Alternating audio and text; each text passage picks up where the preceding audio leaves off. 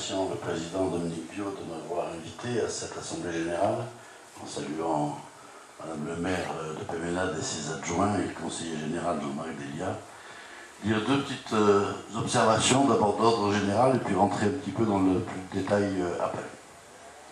D'abord, cette zone de Picoinck, elle comporte à l'origine un vice génétique. Parce que installer une zone d'activité dans un cul-de-sac avec la nécessité de traverser une zone résidentielle, il y a un problème. Voilà. Et j'ai tout à fait apprécié les propos qui ont été tenus. On ne s'oppose pas aux activités qui doivent exister et qui parfois sont sécrétées par nos propres déchets ou autres, mais on demande et on exige, et vous avez raison, qu'on soit respecté dans notre vie quotidienne et dans notre calme. Donc c'est le premier élément.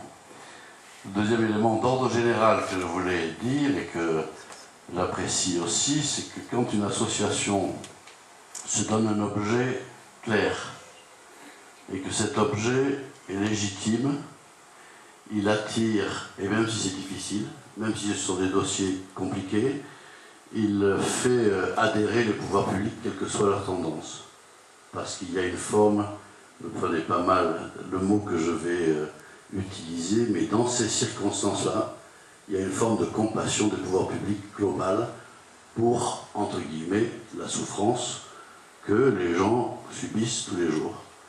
Et j'observe que ce soit les propos de Madame le maire de Péménade et ses adjoints, ils sont tous empreints d'une volonté de coopérer pour un mieux-être des riverains. Et ça sera la même chose pour mon cas, et je suis sûr que le conseiller général en dira de même. Donc tout ça, on est sur un terrain, si j'ose dire, très favorable pour faire progresser les choses. Maintenant, 3 ou 4 petits points de détail. En saluant mon adjoint qui est là derrière, Philippe Bonelli, que je n'avais pas vu tout à l'heure. Quelques points de détail. D'abord la voirie, qui a été en coopération avec la commune de Péménade, entre la commune de Péménade et la commune de Grasse, finalement réglée. Après de nombreux acclamements, c'est vrai, dont probablement la commune de Grasse a eu une responsabilité dans le retard. Je vais vous l'expliquer tout net, la nécessité était tout à fait comprise. Nous avions perçu que l'État ayant contribué à hauteur de 90 000 € pour le préjudice, nous avions évoqué l'idée de partager cette aide de l'État dans les fonds destinés à la réparation de cette voie. Maintenant, c'est un peu tard, mais c'est fait.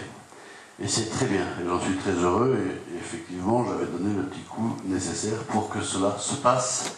Mais